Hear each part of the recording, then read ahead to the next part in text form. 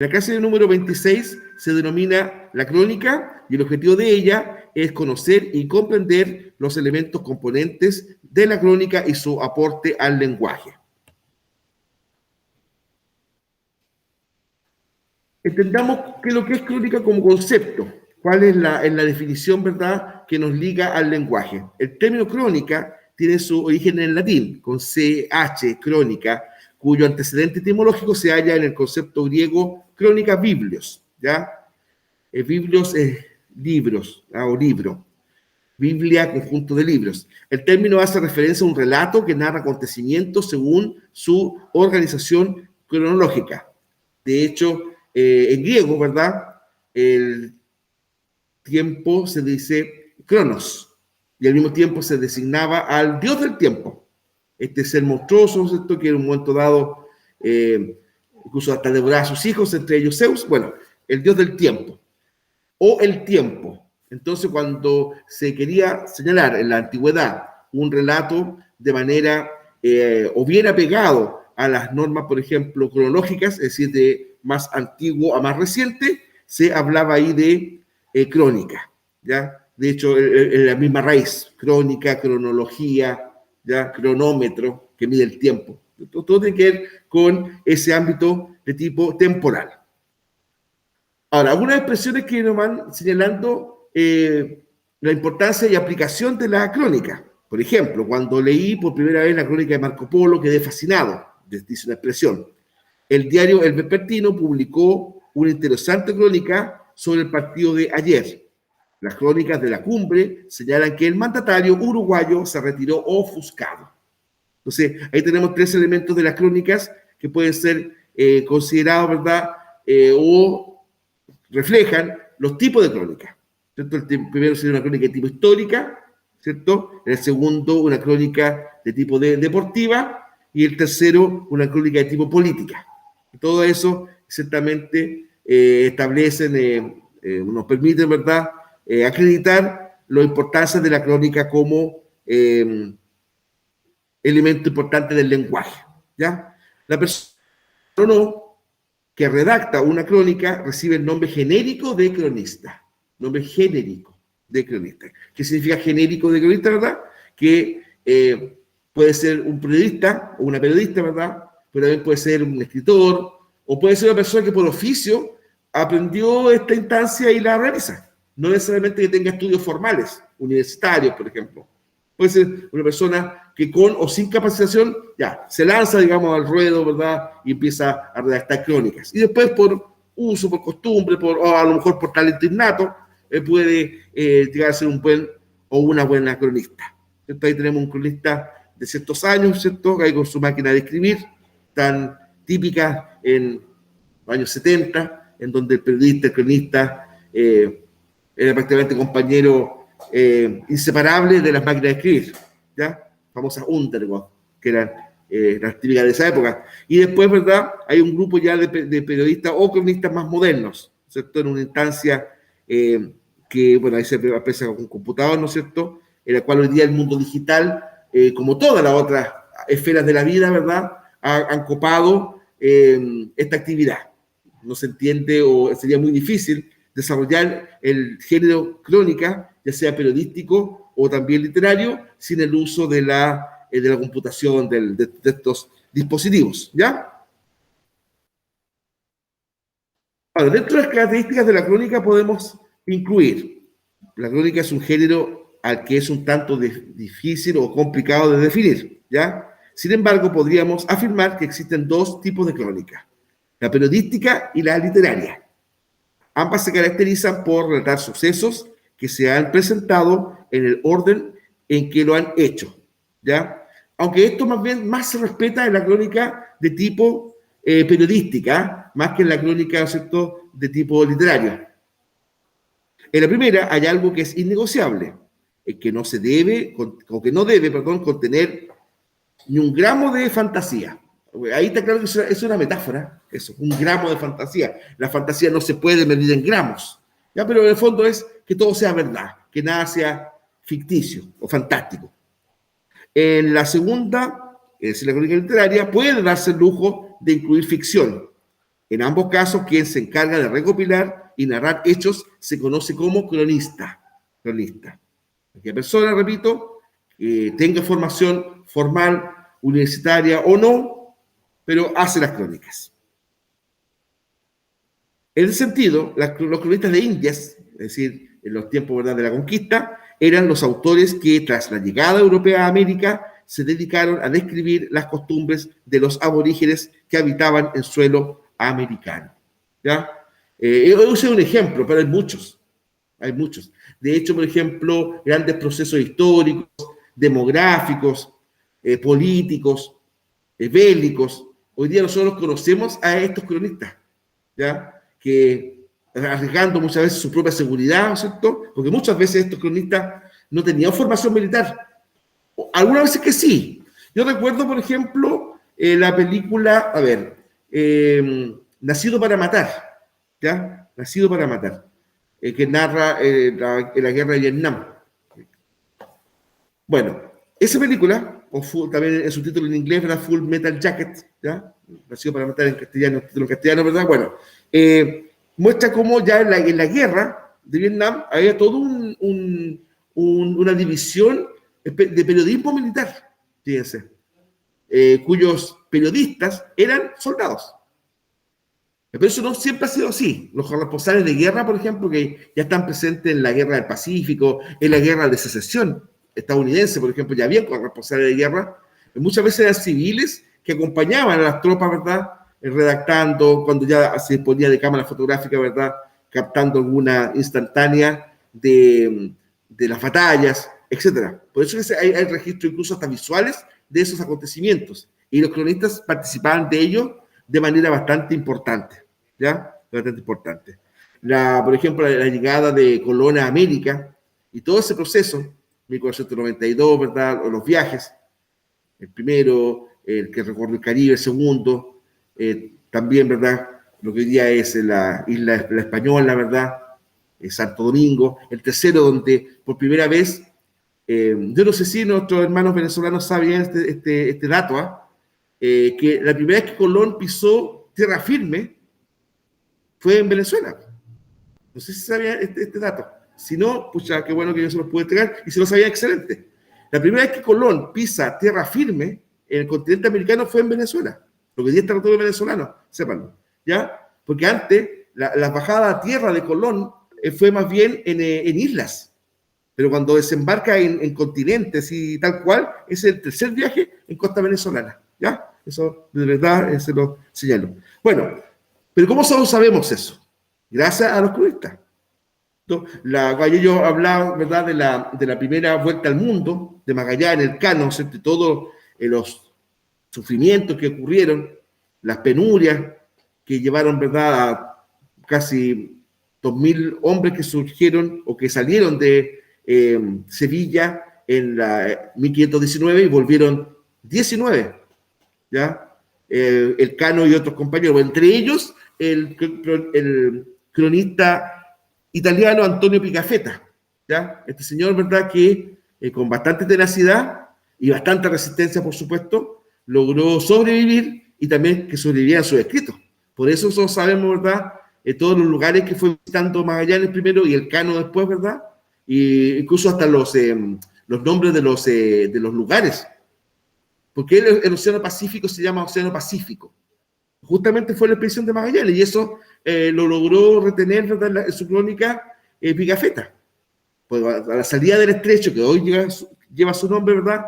Pero Magallanes lo bautizó como Estrecho de Todos los Santos, el Estrecho de Todos los Santos, ¿cierto?, por ser descubierto el 1 de noviembre de 1520, ¿verdad? Bueno, cuando sale del estrecho y se encuentra con el Océano Pacífico, que en ese momento lo único que se denominaba era Mar del Sur, porque Balboa, ¿verdad?, lo había bautizado así en 1513, ¿verdad?, Vasco Núñez de Balboa. Bueno, Magallanes, ¿no es cierto?, cuando con sus barcos ve el océano o se interna ya en el océano, lo encontró muy calmado, muy calma, ¿no es cierto?, que en esa latitud es muy difícil. Ocurre que el Océano Pacífico, ¿verdad?, en la zona hacia cerca del polo es bastante bravo, bastante picado, como se dice en jerga marinera. Pero ese día, o ese momento estaba pacífico, estaba tranquilo, y ahí quedó para siempre, Océano Pacífico, porque a Magallanes habría dicho qué pacífico este océano, qué pacífico este mar. ¿Ya?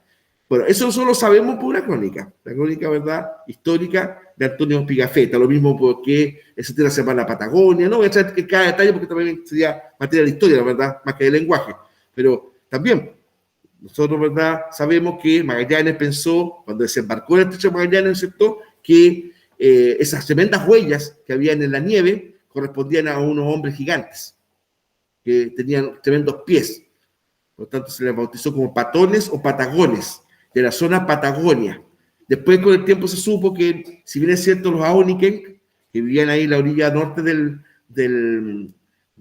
estrecho de Magallanes, ¿verdad?, igual eran personas altas, pero no tan altas como pensó Magallanes y su hombre, ¿verdad?, que esas huellas se producían porque los Aoniken cubrían con una suerte así de pieles de guanaco sus pies para protegerse del frío. Y por eso dejaban esas huellas tan grandes, ¿se dan cuenta? Entonces, la importancia de la crónica es clave, es bastante clave, y por eso que es bueno que algunos hechos han sido registrados, ¿verdad?, en ellas. Algunos autores intentan explicar lo antes descrito de este modo. La crónica, como nota periodística, es publicada en diferentes medios, diarios, revistas, televisión o radio, y toca temas de actualidad, mientras que cuando se trata de un texto encasillado dentro del género literario, narra situaciones reales o ficticias, de acuerdo al orden en el que acontecieron real o imaginariamente, apoyándose en testimonios de testigos reales o ficticios. Las crónicas literarias pueden aparecer tanto en medios de prensa como en obras o libros independientes, ¿ya? De hecho, yo también le señalaba, ¿verdad?, que medios de comunicación, yo estoy pensando en el Mercurio, el Tercero en menor medida, pero sobre todo el Mercurio, tenían espacios incluso para dar a conocer crónicas, o cuentos incluso, sí, de la famosa revista del sábado, o revista del domingo, ¿ya? Es un suplemento histórico, ¿verdad? Histórico en el sentido que marcó todo un tiempo, una época, del Mercurio. Incluso se permitía publicar pequeñas obras literarias en él. Bueno, adentrándonos más bien en la crónica periodística. ¿Qué se entiende por tal? Se le puede definir de distintas maneras, como suele suceder, ¿verdad?, en disciplinas como el lenguaje. Es el estilo periodístico más abundante en diarios y medios periodísticos, cuyas particularidades están relacionadas con el brindar información de forma clara y sin tener que utilizar recursos expresivos o de la ficción para hacerlo. Se trata de un tipo de redacción donde se dejan a un lado los aspectos emocionales de las partes y donde el eje gira en torno a los sucesos que se desea mencionar, ¿ya? Acá es súper importante este punto y quiero recalcarlo, ¿cierto? Se dejan a un lado, dice ahí, los aspectos emocionales de las partes, ¿ya? Y el eje gira en torno a los sucesos que se desea mencionar. El eje gira en torno a los sucesos. Eso es súper importante porque marca lo que es la base, lo que es la esencia de una crónica periodística, ¿ya? Pues lo contrario sería otra cosa. Sería un ensayo, sería un tratado, sería, ¿verdad?, una composición. La crónica periodística fundamentalmente es informativa, por lo tanto no puede referirse a hechos no ciertos. Tiene que ser comprobado, ¿ya? Como valederos. Como cualquier otro género, la crónica es un modo de interesar a un determinado público de un discurso, en este caso periodístico, donde los textos deben reunir una determinada cantidad de condiciones que permitan que tenga forma y que consiga los resultados que de él se esperan, ¿ya? Bueno, está claro que tanto la crónica literaria como crónica periodística, su intención es interesar al público, ¿ya? Una crónica, ¿verdad?, no puede ser, periodística me refiero, no puede ser de un tema sin interés, ¿cierto? No sé si este mismo ejemplo lo de ayer, pero bueno, de variarlo entonces, si es el mismo. Ya, hábito alimenticio de la mangosta. ¿Crónica? El título, hábito alimenticio de la mangosta. Lea tan interesante tema. Claro, a lo mejor una persona cercana al mundo del animalista, al mundo de la veterinaria, puede que sea interesante cómo se alimenta la mangosta, ¿cierto? Pero la verdad es que masivamente no va a ser muy interesante. O comportamiento alimenticio del ornitorrinco, por ejemplo.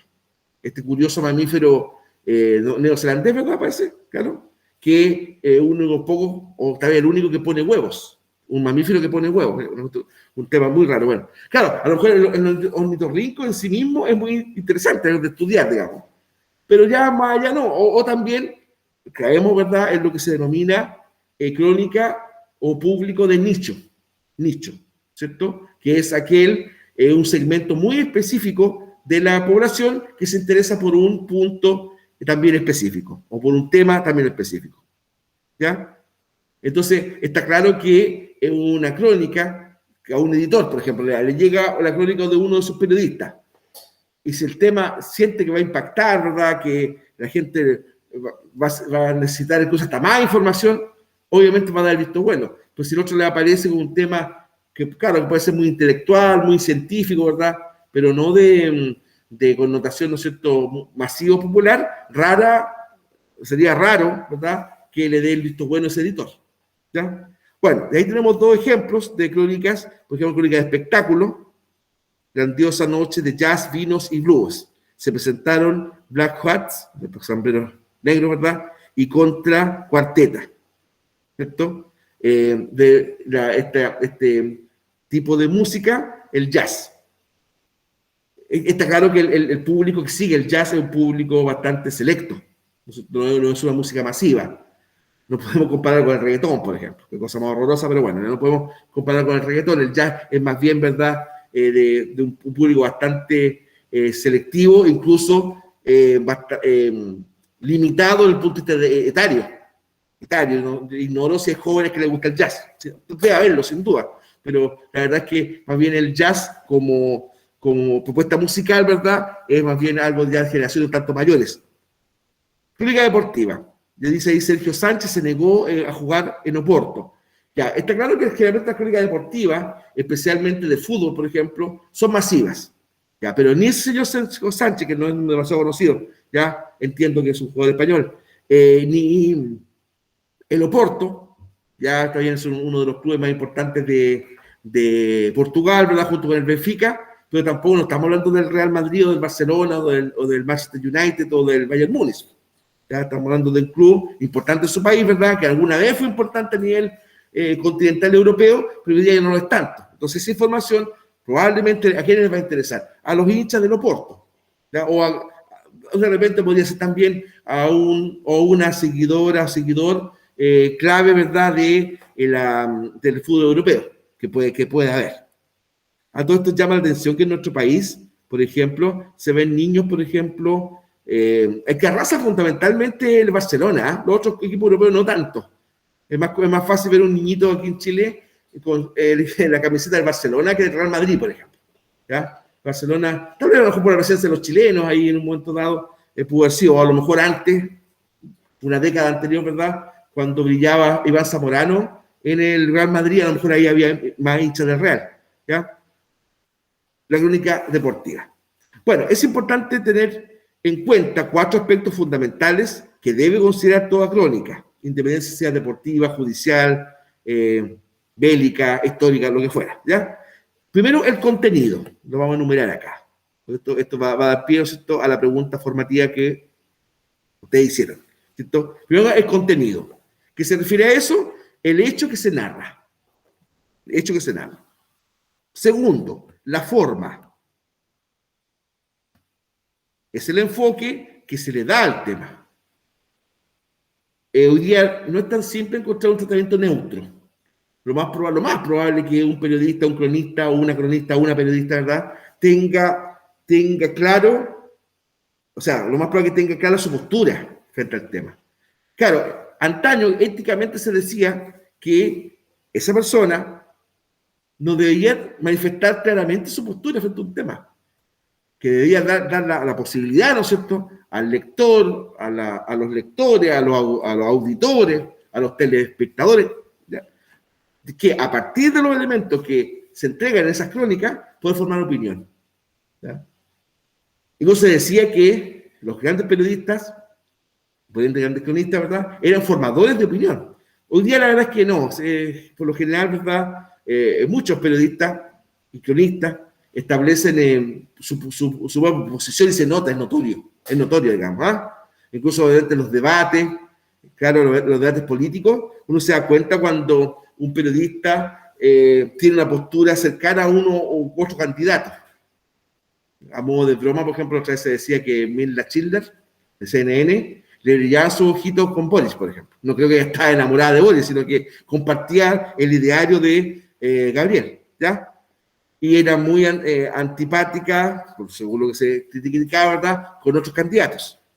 ¿De acuerdo? Entonces, eso, si aplicamos un estándar de periodismo clásico, ¿ya?, con estándares, ¿verdad?, clásicos, tradicionales, eso no debería ser. Si se va a ser incisivo frente a determinada postura, también debe ser incisivo con otras, ¿ya? O sea, preguntas punzantes para un candidato y también preguntas punzantes para otro, para que haya equilibrio. Porque si no, ¿verdad?, se puede caer en cuenta que en el fondo el profesional ahí de la información, periodista, etcétera, puede estar tratando de instalar él cosas o ella cosas, ¿ya? Bueno, hay dos tipos importantes de crónica que considerar, pero antes me faltaron dos temas acá. El tono, ¿ya?, que es la manera en la que el periodista se dirige a los lectores, puede ser de manera discursiva, de manera de arenga, de manera de relato simplemente, como queramos llamarle, y el efecto, ¿ya?, los resultados que se esperan con ese escrito.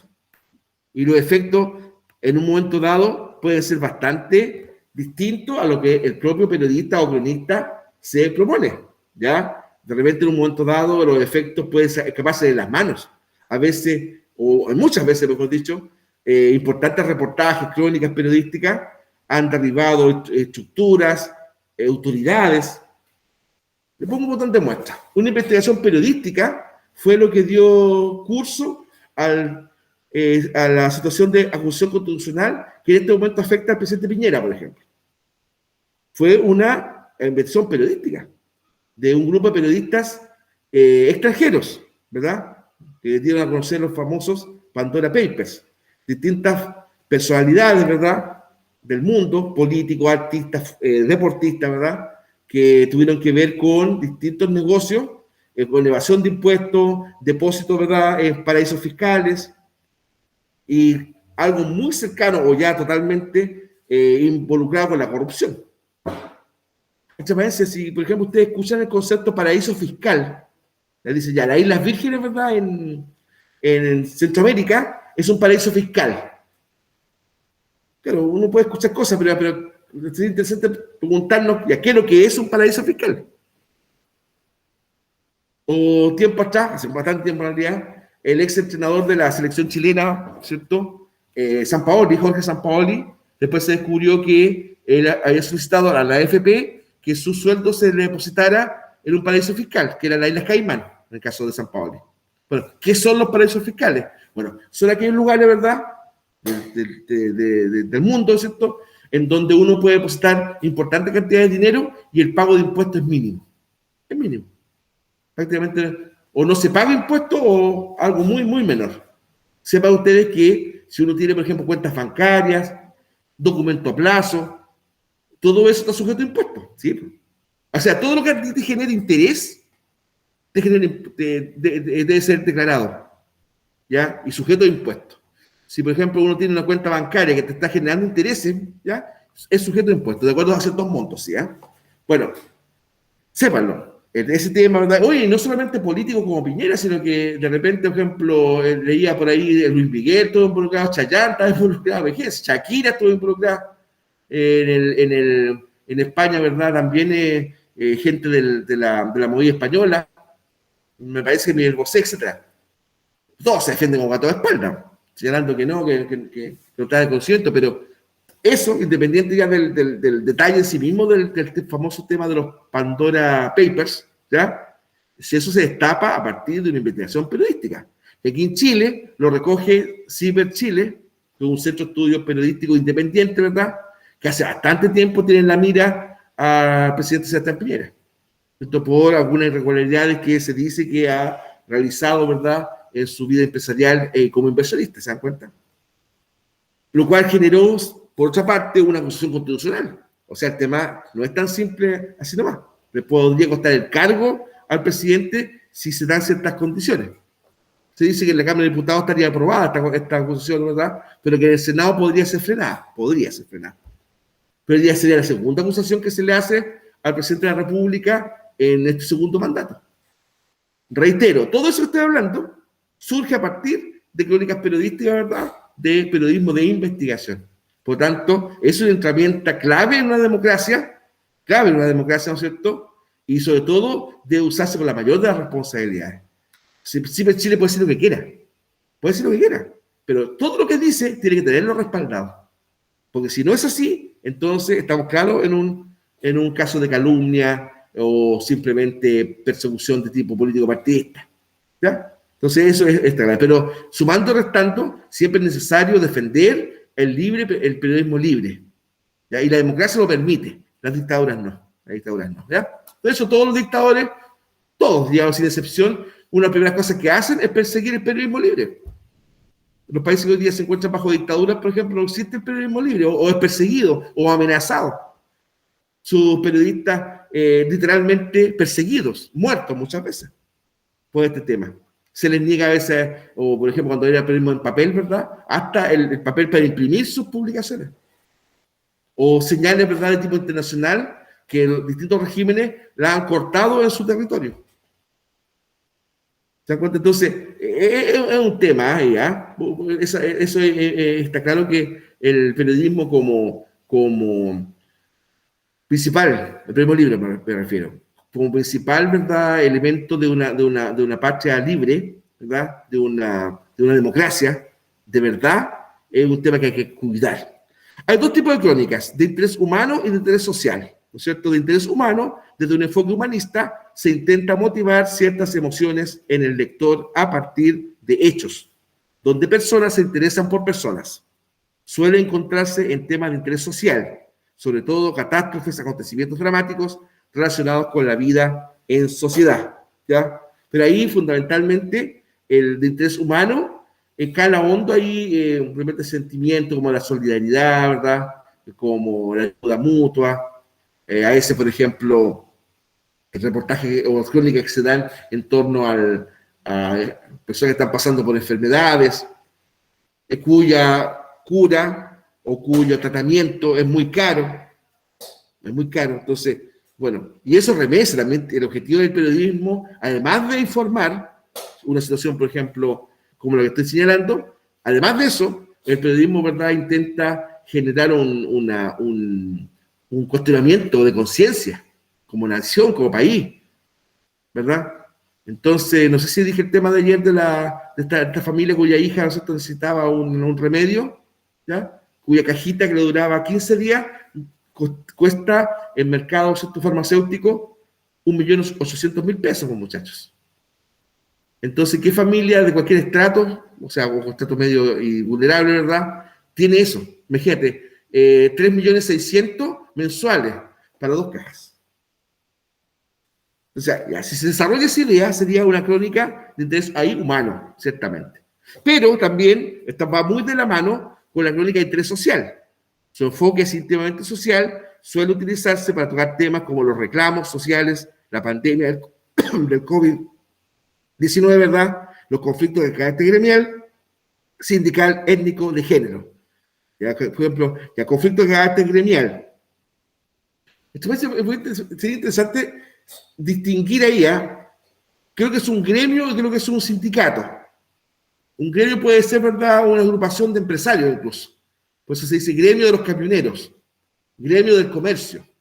¿Ya? Ahora, sindicatos deben ser de trabajadores, ¿ya? Sindicatos de pescadores, sindicatos de sector, no sé, de profesores, son los colegios profesionales, ¿verdad?, que también tienen carácter sindical.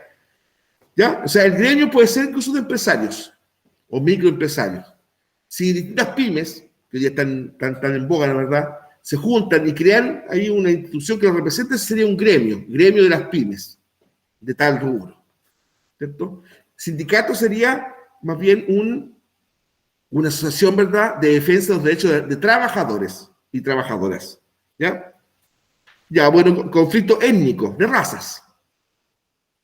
Yo digo que en Chile no existe esto, ¿ah? Porque existe. Lo que pasa es que a lo mejor frente a otras realidades, ¿verdad?, de luchas étnicas en nuestro país es como tal vez en tono menor, pero no sé, de repente, por ejemplo, las luchas que da el pueblo mapuche por sus derechos, ¿verdad?, entra ahí en conflicto étnico. O los conflictos de género, o luchas de género, ¿verdad? Estas luchas, ¿no es cierto?, que de forma, y no se creía que hace tampoco, hace bastante tiempo en el caso de Chile, mujeres, ¿verdad?, que han intentado hacer reconocer derechos de género frente a una actitud machista o sectaria del Estado frente a ese punto. Porque aquí no estamos hablando de tener una contrapartida de un hombre machista, estamos hablando del Estado como institución que no ofrece condiciones, ¿verdad?, de igualdad intergénero que se daba en nuestro país. Se daba, claro. Pero piensen ustedes que la mujer entró a la universidad en gobierno de Aníbal Pinto, estamos hablando de 1879, por ahí, un poquito antes tal vez. O sea, segunda década o últimas décadas del siglo XIX. Claro, en relación a otros países, Chile fue antes, ¿ya? Pero también en el siglo XX, las mujeres en un momento dado no podían votar en las elecciones, no podían votar. Después del año 35 se les permitió votar elección municipal y en el año 52 ya quedó paridad. ¿Te das cuenta? Entonces, ya, el tema de luchas de género. O, por ejemplo, este tema tan combatido, ¿verdad?, que es al mismo trabajo, distintos sueldos si es mujer u hombre. Entonces, que tanto se ha escuchado, ¿verdad? Ya, el trabajo es el mismo, pero si es mujer se le paga tanto, si es hombre se le paga más. Cuando lo que debería ser, ¿verdad?, la diferencia es la capacidad, ¿verdad?, la experticia, el desempeño, eso, y no el género. ¿Te das cuenta? Entonces son luchas de género. Bueno, la crónica, ¿verdad?, del tipo periodístico de interés social puede apuntar o ayudar a publicitar de mejor forma estas luchas de género. Además, existe otro tipo de crónicas que se relacionan íntimamente con un tema en particular. Por ejemplo, la crónica deportiva. Muestra sucesos del deporte sin involucrarse con otros aspectos de la vida en sociedad. La crónica judicial analiza los hechos desde el punto de vista de las leyes, ¿ya? Desde el punto de vista de las leyes. Bueno, acá teníamos en nuestro país importantes periodistas del ámbito tribunales, como ahí, ¿verdad?, tiene que ver con crónica judicial. Pablo Norato, Canal 13 de TVN, Fidel Loyazo, fallecido este último ya. Que eran, por ejemplo, como, no sé, periodistas que conseguían cuñas, es decir, entrevistas con jueces, con magistrados, ¿verdad? Que estos magistrados, estos señores, ustedes saben, pues son como dioses, en el sentido del estatus que se le otorga un presidente de la Corte Suprema, o sea, prácticamente intocable o inacercable.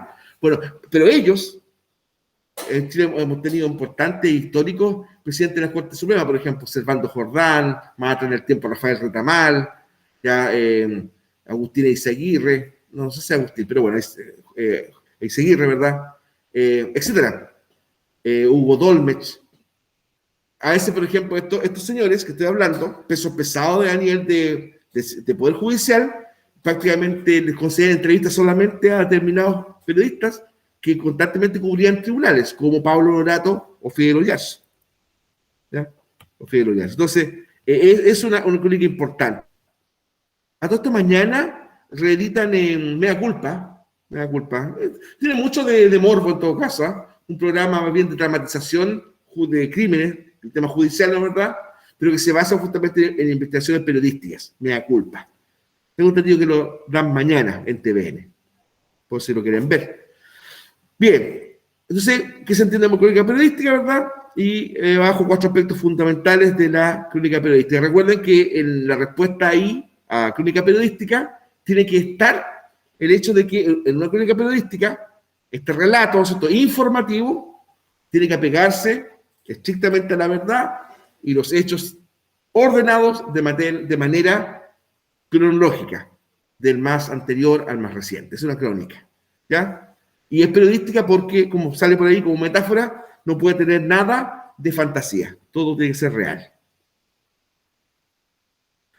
Ahora, la prima hermana o pariente cercana, ¿verdad?, de la crónica periodística es la crónica literaria, ¿cierto? Como género literario, la crónica puede servir a ciertos autores con una estructura clara para contar una historia ficticia que roza la realidad, ¿no es cierto? Eso es importante, que roza la realidad.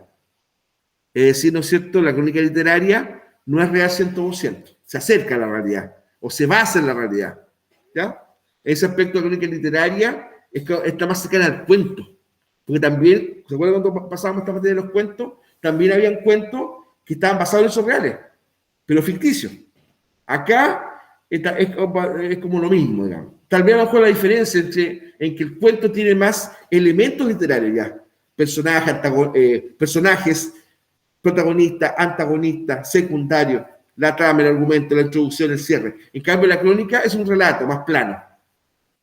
Pero al ser literaria, ya cae en la categorización de obra literaria.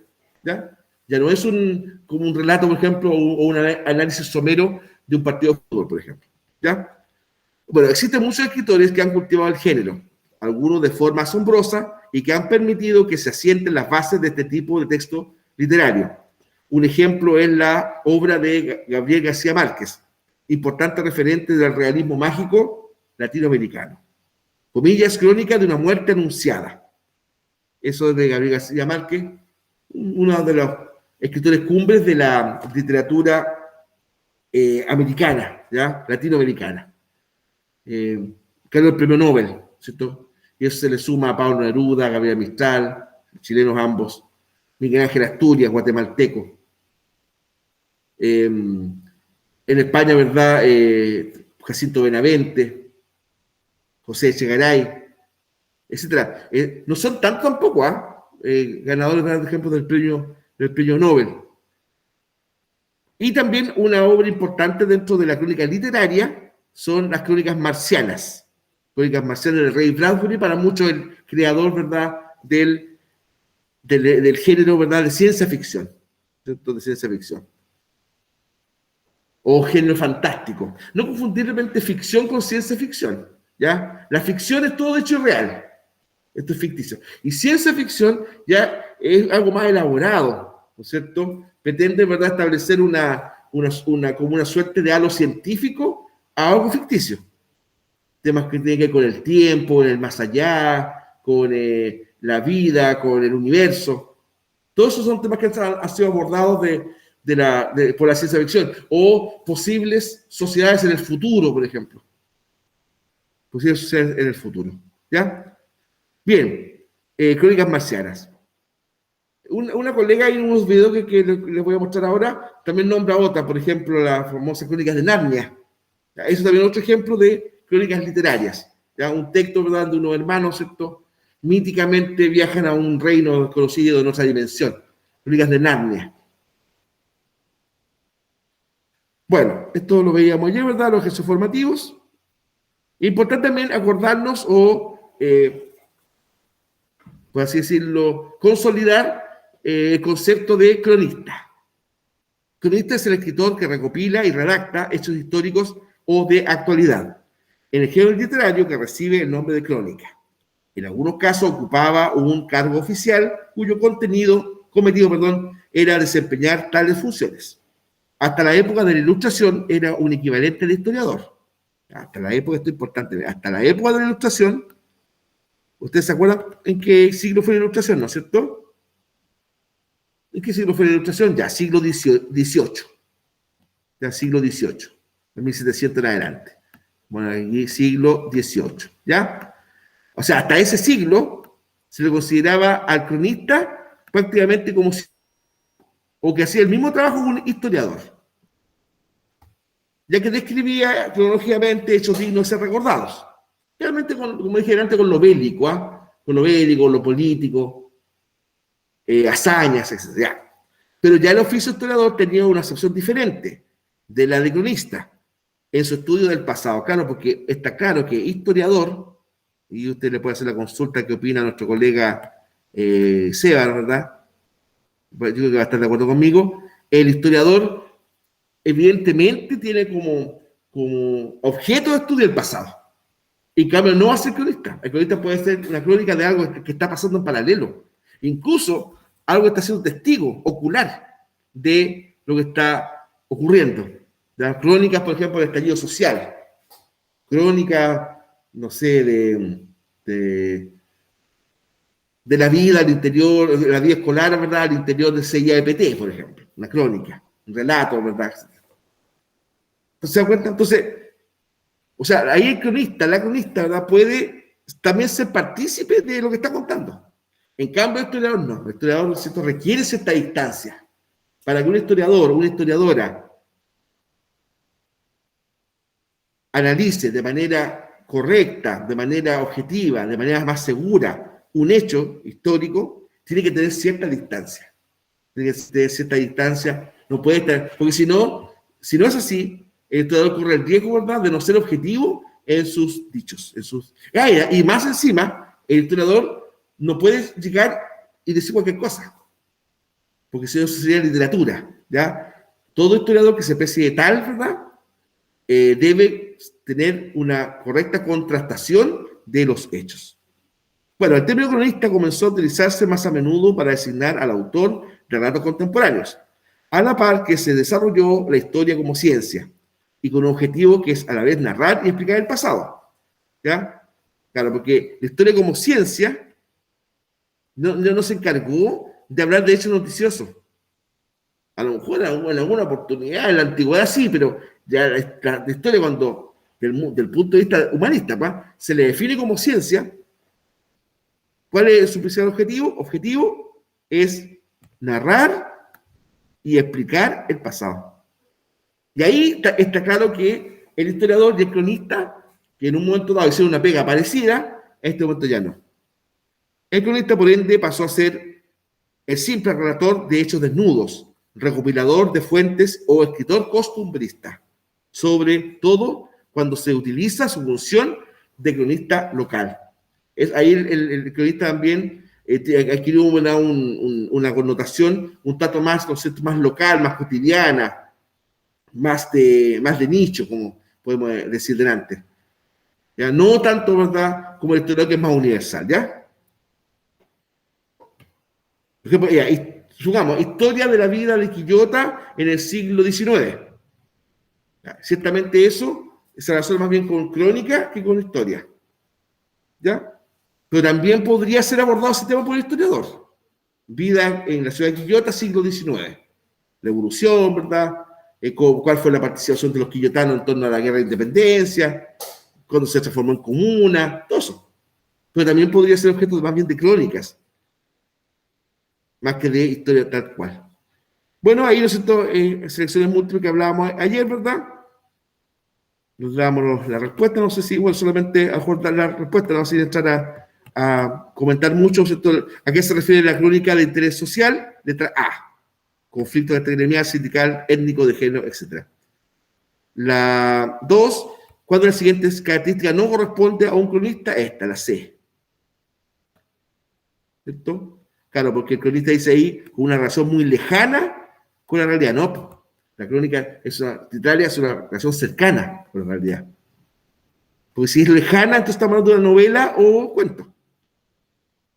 La 4, que en realidad es 3, dice pregunta 4, que en realidad debe ser 3, son características de la crónica literaria. 1, puede servir a ciertos autores con una estructura clara para contar una historia ficticia que roza la realidad, sí. 2, grandes representantes son Gabriel García Márquez, Ray Bradbury, por supuesto. 3, no es un género literario estricto definido, sino que va cambiando a medida que lo hacen los tiempos, todas.